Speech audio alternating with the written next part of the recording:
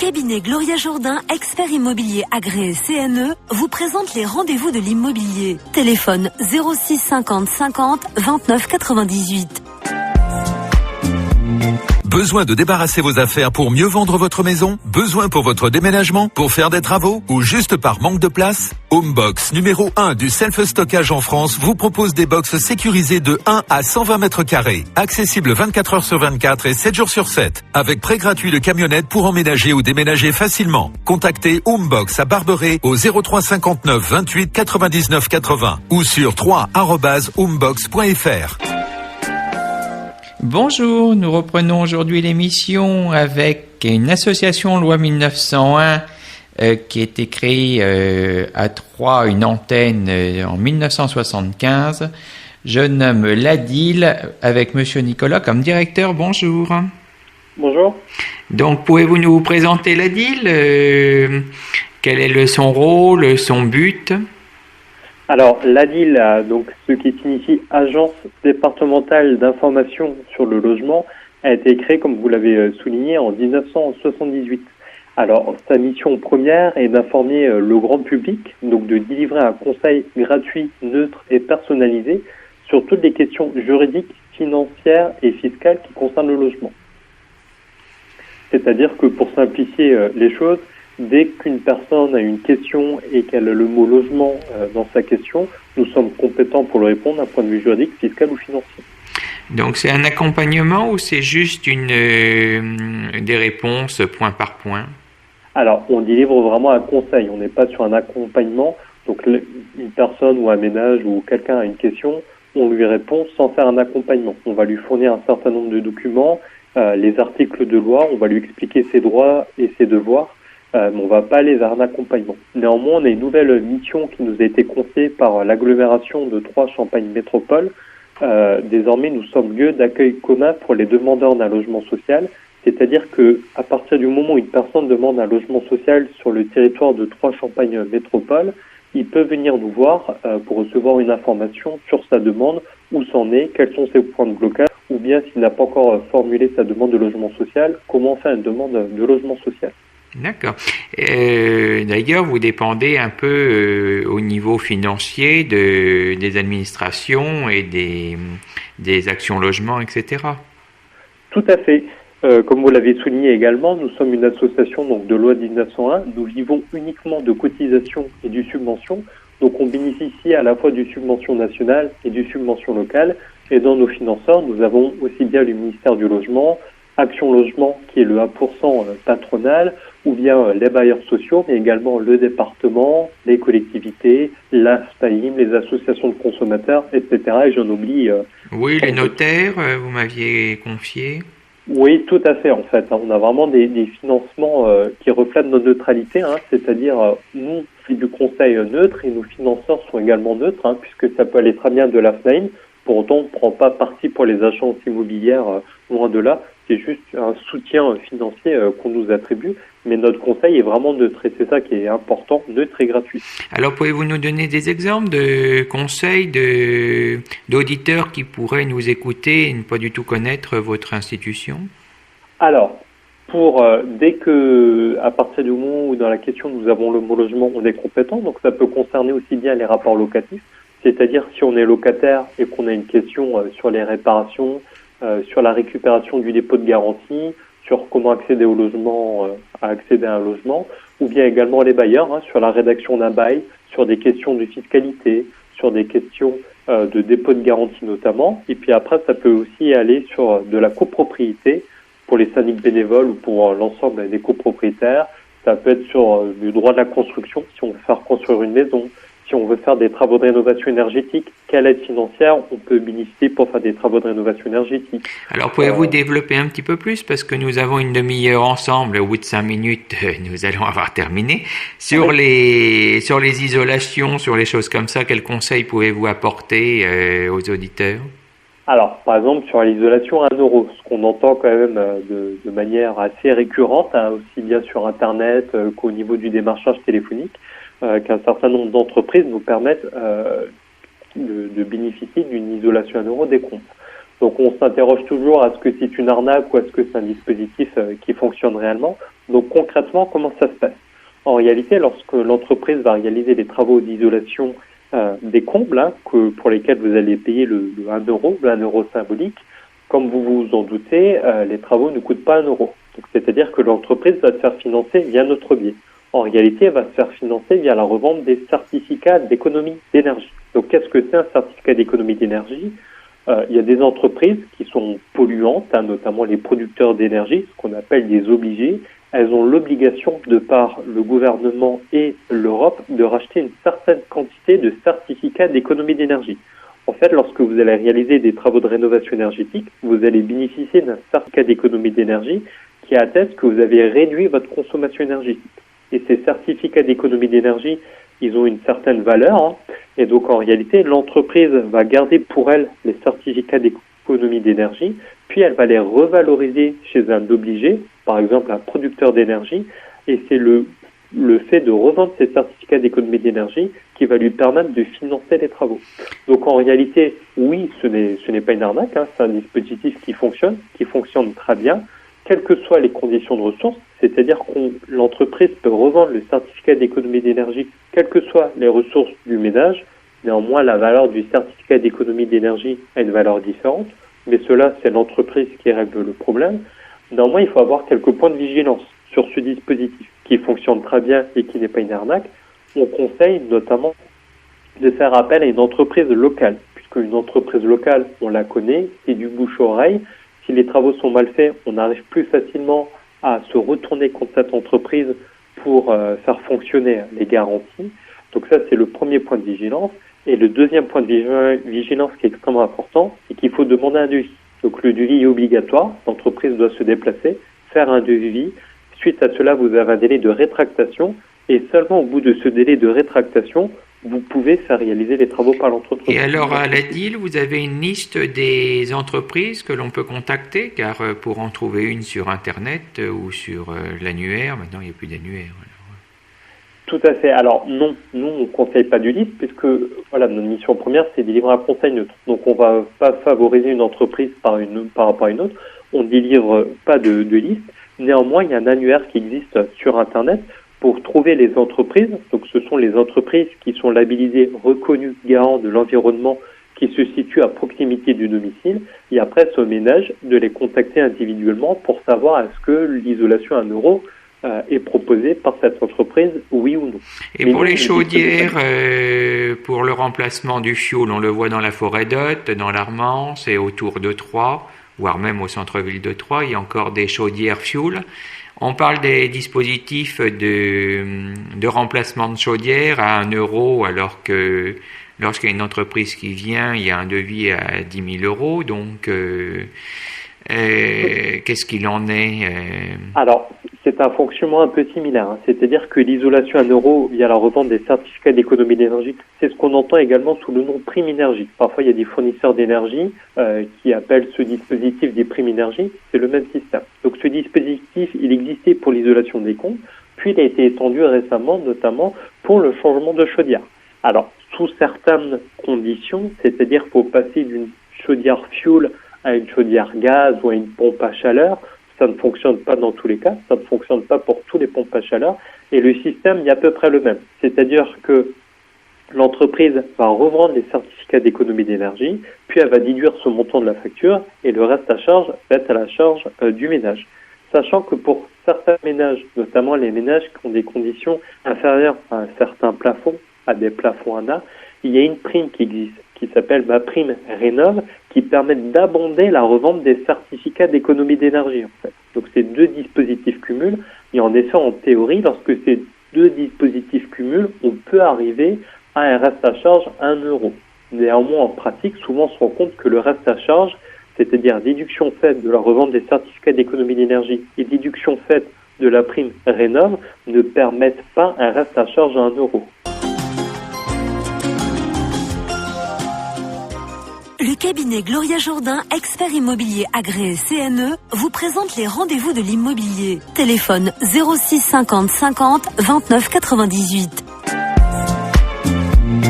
Besoin de débarrasser vos affaires pour mieux vendre votre maison? Besoin pour votre déménagement? Pour faire des travaux? Ou juste par manque de place? Homebox, numéro 1 du self-stockage en France, vous propose des box sécurisées de 1 à 120 mètres carrés. Accessibles 24 heures sur 24 et 7 jours sur 7. Avec prêt gratuit de camionnette pour emménager ou déménager facilement. Contactez Homebox à Barberet au 03 59 28 99 80 ou sur 3@homebox.fr. Nous sommes de retour avec le directeur, Monsieur Nicolas de l'ADIL. Monsieur Nicolas, concernant l'ADIL, vous êtes un acteur privilégié auprès du ministre du Logement, entre autres. Oui, tout à fait. Alors, dans nos missions que j'ai présentées au début d'une émission, on a une information auprès du grand public, mais également on a une mission d'appui auprès des partenaires. Donc auprès des partenaires, ça peut être aussi bien les collectivités, le département, les travailleurs sociaux, mais également au niveau national. C'est-à-dire que notre association fait partie d'un réseau national, le réseau ADIL, qui couvre 84 départements en France, et notre réseau couvrant une extrême majorité du territoire français, on est un interlocuteur privilégié du ministère du Logement. Et donc c'est à ce titre notamment que c'est l'ADIL, donc les agences départementales d'information sur le logement, qui sont chargées de l'animation des loyers, les SOS impayés de loyer, SOS Habitat Indigne, ce sont des numéros nationaux, des 0800, et lorsque les personnes composent ces numéros, elles retombent sur des conseillers ADIL de leur territoire. Donc toujours des conseillers juridiques sans s'investir comme une assistante sociale pour faire les dossiers, par exemple. Non, tout à fait. Nous, on est vraiment sur du conseil juridique. Donc, en amont, ça permet de regarder, par exemple, en cas de dette de loyer, si un locataire nous appelle sur le SOS impayé de loyer ou bien directement, ça permet de vérifier déjà pourquoi la dette existe, c'est-à-dire est-ce que la dette est vraiment légitime ou cela en est au niveau de la procédure. Et puis, on peut expliquer aux ménages les différentes articulations entre la procédure et d'autres procédures telles que les procédures de surendettement, le déroulement de la procédure et de leur présenter l'ensemble des aides financières qui peuvent permettre de reprendre notamment le paiement des loyers ou de résorber leurs dettes, tout ce qui va concerner les aides du département, les aides d'Action Logement qui sont désormais mises en place ou bien d'autres aides. Donc on va expliquer tout cela aux ménages, on va regarder qu'est-ce qui leur est applicable et après on va réorienter vers les bons partenaires avec les bons numéros de téléphone et les bons interlocuteurs afin que le ménage puisse trouver très rapidement une réponse à ses difficultés. Et auprès du ministre ou auprès des administrations, qu'est-ce que l'ADIL murmure à l'heure actuelle, après le Covid, après les problématiques des ménages les plus bas? Y a-t-il des projets de loi que l'ADIL porte ou pas? Alors, nous, on ne porte pas de projet en tant que tel puisque nous ne sommes pas législateurs. Nous sommes uniquement, entre guillemets, consultés par le législateur, notamment en tant qu'expert, puisque c'est-à-dire on a un retour du terrain, puisqu'on fait du conseil juridique auprès de la population, donc on a un retour de terrain, et puis on a une maîtrise très approfondie des différents textes législatifs. Donc on est auditionné en tant qu'expert à ce jour, voilà, on est auditionné régulièrement, mais à ma connaissance. Et est-ce que vous portez un cheval de bataille de quelque chose en particulier auprès du ministre? Alors, on a bien vu au moment du Covid les experts qui étaient appelés à la rescousse pour la crise sanitaire. Vous, c'est la crise du logement? Tout à fait. Alors, nous, on est partisans, donc c'est-à-dire on ne va pas prôner une certaine théorie ou une certaine philosophie du logement. Néanmoins, notamment, on a été appelé, par exemple, quelque chose de manière extrêmement concrète. Il y a un certain nombre de ménages, de personnes qui disposaient d'un logement et qui voulaient le mettre à disposition à titre gratuit au personnel soignant qui travaillait notamment dans des hôpitaux ou bien dans des établissements médicaux ou paramédicaux. Donc se poser au niveau juridique, comment faire une convention, et donc dans ce cadre-là, les ADIL notamment aider les différents bailleurs à établir ce qu'on appelle des conventions d'occupation précaire pour vraiment résoudre ce problème d'urgence de logement, en tout cas de ces personnels soignants qui en avaient besoin d'un logement à proximité de leur. travail. Faites-vous partie de commissions dans les administrations comme la CAF ou d'autres administrations qui représentent le logement? Oui, tout à fait. Alors, c'est vraiment dans cette deuxième casquette, c'est-à-dire appui aux partenaires. Donc, on est présent dans un certain nombre de commissions, c'est-à-dire, par exemple, ce que je peux citer, toutes les commissions qui vont concerner la prévention des expulsions locatives, les commissions qui luttent contre l'habitat indigne. On est présent dans ces différentes commissions, toujours à titre d'expert, par exemple. Très bien. Et tant d'autres commissions. Le cabinet Gloria Jourdain, expert immobilier agréé CNE, vous présente les rendez-vous de l'immobilier. Téléphone 06 50 50 29 98. Besoin de débarrasser vos affaires pour mieux vendre votre maison? Besoin pour votre déménagement? Pour faire des travaux? Ou juste par manque de place? Box numéro 1 du self-stockage en France vous propose des box sécurisées de 1 à 120 mètres carrés. Accessibles 24 heures sur 24 et 7 jours sur 7. Avec prêt gratuit de camionnette pour emménager ou déménager facilement. Contactez Homebox à Barberet au 03 59 28 99 80 ou sur 3@homebox.fr. Nous sommes de retour avec Monsieur Nicolas, qui est le directeur de la DIL. Nous avons en général à la fin de l'émission les questions des auditeurs qui peuvent poser en amont sur Internet ou par téléphone au 03 25 75 30 30. Eric, a-t-on des questions cette semaine? Bonjour à tous. Eh bien oui, des questions, et la dernière te sera proposée à toi. Pour l'instant, on n'en est pas là. Voilà, la première question, vous pouvez y répondre librement aussi, monsieur Nicolas, si vous le souhaitez. Faut-il investir dans le neuf ou dans l'ancien au moment de devenir propriétaire? On peut se demander s'il est préférable d'acheter un bien dans le neuf ou dans l'ancien, qu'il s'agisse d'un achat sur plan que je ne connaissais pas, qui s'appelle VEFA, ou d'une construction. Alors, c'est extrêmement difficile de répondre comme ça, c'est-à-dire la meilleure solution, il faut la regarder au cas par cas. C'est-à-dire que lorsqu'on va acheter dans l'ancien, on va avoir un certain nombre d'aides, notamment pour établir des travaux de rénovation énergétique, mais pas que, de rénovation de manière globale, qui sont soumises généralement à un certain nombre de conditions de ressources. Donc il faut vraiment regarder la situation de la personne, où elle travaille, si elle travaille dans le privé, dans le public, quelles sont ses conditions de ressources, pour savoir quelle aide financière éventuellement elle peut prétendre si elle achète un logement ancien pour le rénover, et également, est-ce qu'il y a des aides qui peuvent lui être attribuées si elle achète un logement neuf. Donc ça va vraiment être une situation au cas par cas, et puis ça va être également ce que la personne souhaite au final comme résultat. Oui, on pense surtout que c'est pour la fiscalité, la question de l'auditeur, en disant, bon, est-ce que j'achète de l'ancien ou du neuf?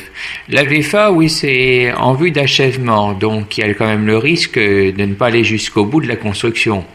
Il faut être sûr quand même qu'il n'y ait pas une problématique avec un constructeur où on le voit ici avec les monuments historiques, comme certains dossiers qui ont été bloqués, qu'on a évoqués précédemment dans d'autres émissions. Par contre, il y a les frais de notaire qui sont réduits. D'accord. Deuxième type de question, quel type de bien choisir pour un investissement locatif? Il paraît, dit notre auditrice, que les meilleurs investissements locatifs se font sur des petites surfaces. J'aurais peut-être en effet plus de facilité à louer un studio ou un 2 pièces qu'un plus grand logement. Qu'en pensez-vous? Alors, en effet, voilà, sur le taux de rendement, donc déjà sur le territoire de Troyes, ou en tout cas sur l'agglomération, ce qu'il faut déjà savoir, c'est qu'on a un taux de rendement qui est assez élevé par rapport à la moyenne nationale. C'est-à-dire que par rapport au coût d'achat et le coût de location, le taux de rendement pour faire l'investissement locatif est extrêmement intéressant sur le secteur troyen. Après, concernant les surfaces, par rapport au mètre carré, plus la surface est petite, plus le prix au mètre carré est élevé. Donc c'est pour ça on aurait tendance à dire que sur une petite surface, le loyer, le taux de rendement est un peu plus élevé.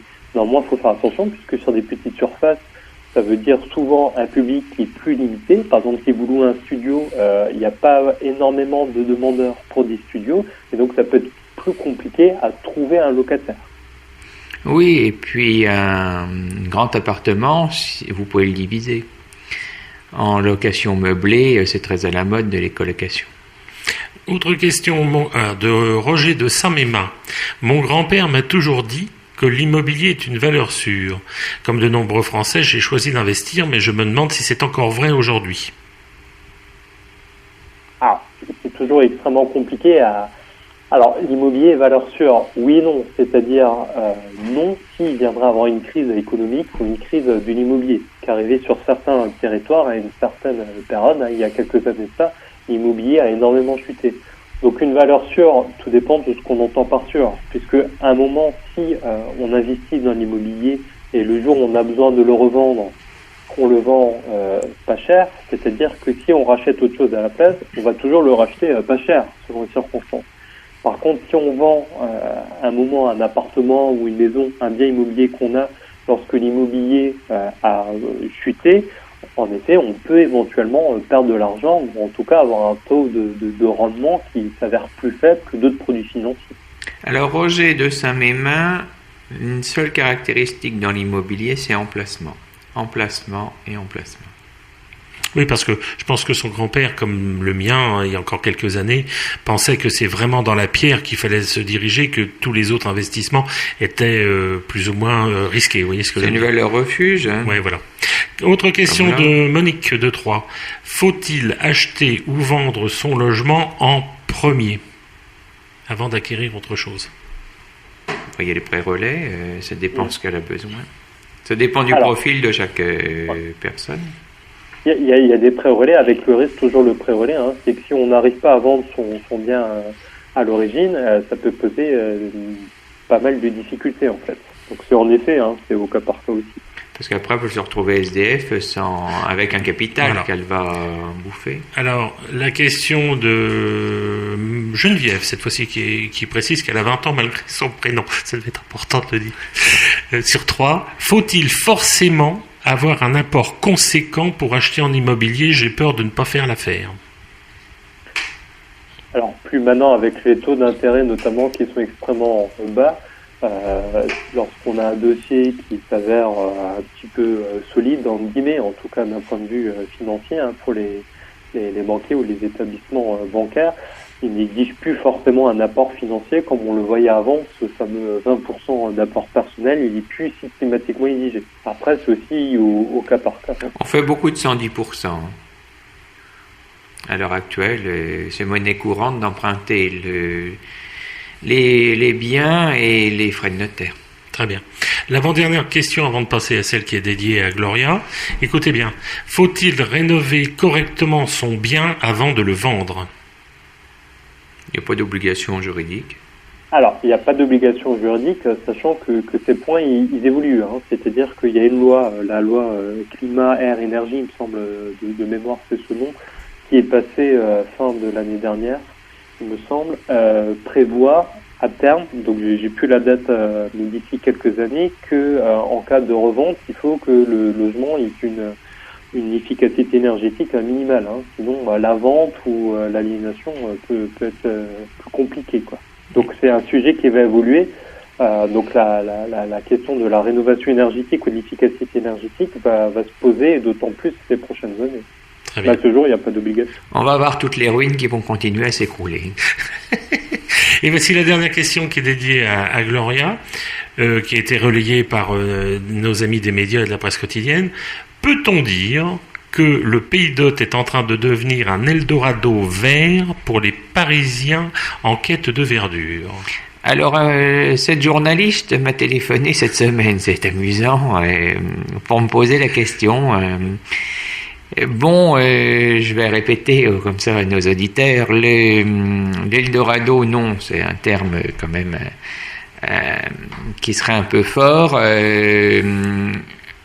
Elle m'a posé la question directement en me disant que pensez-vous? Il y a quand même beaucoup de visites à l'heure actuelle de Parisiens dans la forêt d'Hôte et l'Armance, parce que c'est en plus ma spécialité, c'est toute cette bande. Non, il s'agit des clients de Pâques habituels, et on a en même temps qui se mixent les habitants troyens au bois et autres pour les rentrées scolaires. Donc on a 2 mois de retard, Et on a en pleine période habituelle des rentrées scolaires pour septembre. Donc non, il y a... Donc Eldorado temporaire. L'Eldorado non, les demandes habituelles des clients que l'on connaît bien, qui achètent en effet... alors il y a peut-être quelques clients qui se sont dit pourquoi pas prendre une résidence secondaire, pas trop cher puisque le prix de l'immobilier avec Aix-en-Net est entre 600 et 800 euros au prix du mètre carré. Et autour des 1000 euros à Chaours, ça reste des petits budgets, donc oui, mais pourquoi l'Aube par rapport à un autre département, même si on aime l'Aube et qu'on en fait la promotion, l'Eldorado a un mot un peu trop fort, c'est les clients habituels. C'était la dernière question. Merci à Monsieur Nicolas et à bientôt. Et donc on peut nous contacter au 03 25 73 42 05 ou bien par mail. On est disponible du lundi au vendredi. On accueille les personnes avec rendez-vous. On leur répond également par téléphone. Avec bonheur. Bonne journée.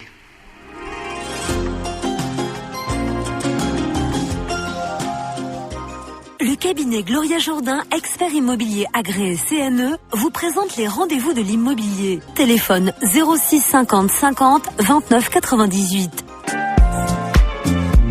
Besoin de débarrasser vos affaires pour mieux vendre votre maison? Besoin pour votre déménagement? Pour faire des travaux? Ou juste par manque de place? Homebox, numéro 1 du self-stockage en France, vous propose des box sécurisées de 1 à 120 mètres carrés. Accessibles 24 heures sur 24 et 7 jours sur 7. Avec prêt gratuit de camionnette pour emménager ou déménager facilement. Contactez Homebox à Barberet au 03 59 28 99 80 ou sur 3@homebox.fr.